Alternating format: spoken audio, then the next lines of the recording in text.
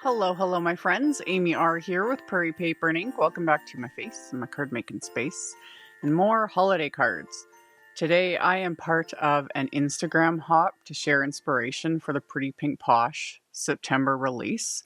I will have the two previous videos, one of which was a live stream, linked in the end screen at the end of this video using other elements from this release because it is fabulous, and I'll have more videos coming as always.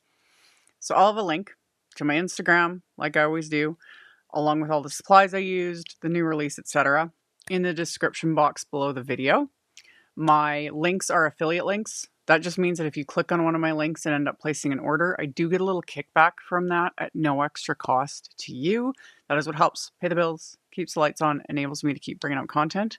And then at the end of the video, I will also link to my holiday 2025 series that I will continue to add to as I get holiday cards made.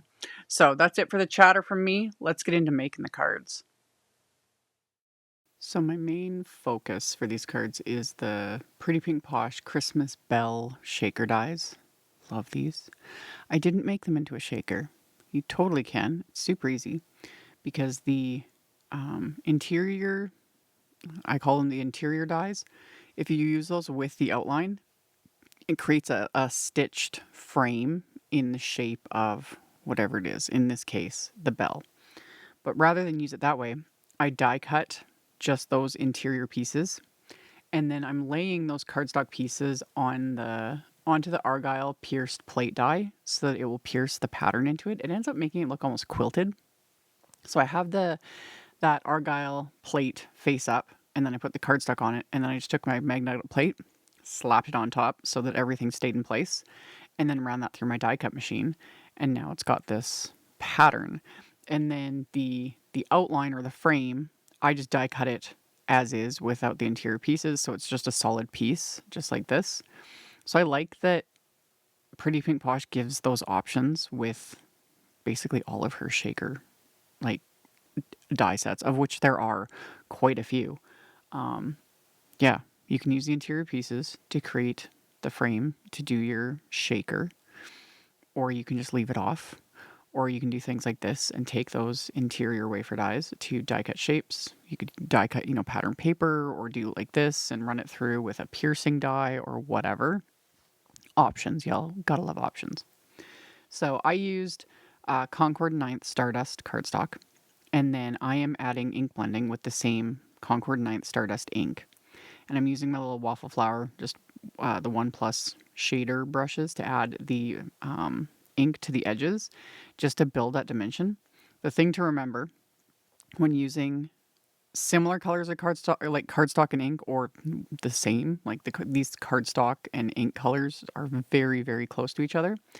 It is always worth remembering that things will look much darker when you first apply the ink.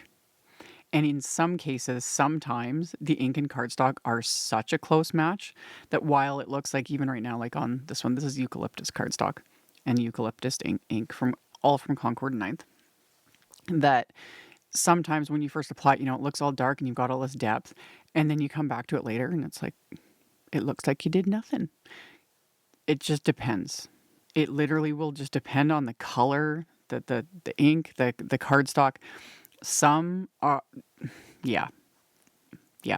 So always go into it knowing that if you're using like samesies, matchy, that it's going to dry back. It's going to fade a bit, and it's going to soften significantly. And if you're looking for, you have a certain thing in mind, or like a certain look, or you want like you really want depth, go darker. And I always recommend test it out on a scrap. Use the cardstock, the color cardstock you want, the ink, blend a little bit, let it fully dry, and then assess. And it's like, it's not enough. I'm gonna go back in. So all of this blending I'm doing, it looks significant, like quite dark, but at the very end, you'll see it is much softer, which was kind of what I was going for. I just wanted a bit of depth. I wasn't looking for like a lot of dimension and, all of that. So for those little pine sprigs, and all those little die cuts are from that Christmas Bell shaker die set. And then, I'll have the like cardstocks and everything, but I'd used JUNIPER cardstock and ink for the little pine sprigs. And then, yeah, the eucalyptus for the little holly branches or holly leaves. My brain just like completely just stopped. Anyway, I then took a panel of this deep red cardstock, which at first I was like, oh no, this is a beautiful cardstock. And I don't have a link for it because I've had this cardstock for many, many years.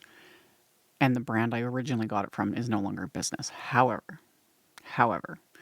Spellbinders new cardstock. This is basically a dead ringer for Spellbinders Merlot cardstock. So that's what I linked to. The color match was almost exact. Beautiful, deep Merlot. So over it, I'm using the Pretty Pink Posh Candy Cane Stripe stencil yet again because I love this stencil. I love it. And you could rotate it. I could do this and then rotate it and use a different color or the same color and create a plaid. Love it. Haven't done that yet. I just like the stripes. It's beautiful. And I was blending Simon Says Stamp's Cabernet ink. And as you can see with my blending brush, I'm going in the direction of the stripes so that they're not shifting. And there we go. Like, you can't go wrong with a good stripe. Those that have watched my, you guys that have followed me and watched my content for many years know, I have just, stripes go with everything. They're just, it's like a neutral. It just goes with everything. So anyway, I blended that onto those panels. These panels are just slightly smaller than A2 sized, which is, 4¼ by 5½ inches. These were like 4 1/8 by 5 3/8 roughly. And then after I had the stenciling done, and FYI, that Cabernet ink stains everything. I've talked about this, red dyes and red pigments. They like to just get in everything. So yeah, my grip mat is now stained. I'm okay with it. It is what it is. And for really deep, intense colors like that, it just is what it is. So anywho, I assembled all my pieces onto the card front. I just did everything with glue. I didn't pop anything up. If you really want to build dimension, you could pop everything up with foam tape. I do love the look of that. It just ends up creating like a lot of extra bulk, and then it can cost a lot extra, especially for me in Canada, to mail things if it gets too thick. So it just depends on my mood. I do a lot of my cards like as flat as possible because I mail out a lot of holiday cards. So I just adhered everything with glue. And I'd already done the other card front, so I'd like figured out my little layout and all of that. And then once I got all these elements adhered, I put them in my splat box because of course we're gonna add splatter. Although I'll say I was very conservative with my splatter. I only added one kind. Although these would look amazing. In the back of my head, I was like, ooh, we could add gold splatter as well. Maybe a little black splatter. That would have looked awesome too. But I just added white. So I just put a little bit of white gouache onto my palette, thinned it out with water, and then did a pretty decent amount of splatter on both of these card fronts. So I added all the splatter, and then I set those aside to dry. And while they were drying, I die cut my sentiment, which, yet again, I used the large Mary shadow dies, just the word, didn't even use the outline. It's another one I'm obsessed with this release and keep reaching for. I love the size of it. And I've said this before, I love the font that Pretty Pink Posh uses. I love it so much. So I die cut it 3 times from white cardstock and then adhered the layers together with liquid glue because that gives it dimension and it just works.